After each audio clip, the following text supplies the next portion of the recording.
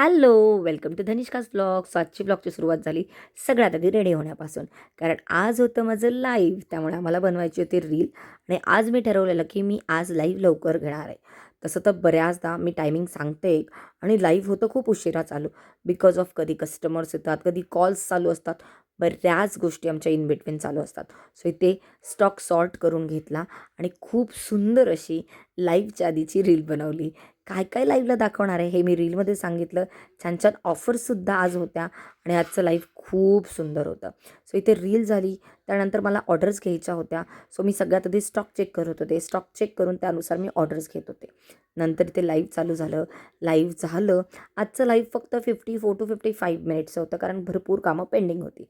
त्यानंतर जेवण केलं आणि जेवणानंतर आमचं नॉनस्टॉप काम चालू होतं टिल 8:30. कारण आज आम्हाला बऱ्याच नाईटीच्या ऑर्डर्स होत्या, बल्क ऑर्डर्स होत्या, संक्रांतीच्या ऑर्डर्स होत्या, बॅग्सच्या ऑर्डर होत्या. सो सगळे आम्ही 4 जण वेगवेगळी कामं इथे करत होतो. विशाखा रेडी रंगोलीचं पॅकिंग करत होती. मम्मी तिला हेल्पिंग करत होती काउंटिंगसाठी. इथे मी बनारसीचं पॅकिंग चालू होतं. इथे खाली नाईटीजचं पॅकिंग चालू होतं. सो आजचा दिवस आहे ना, प्रमाणापेक्षाही जास्त हेक्टिक होता.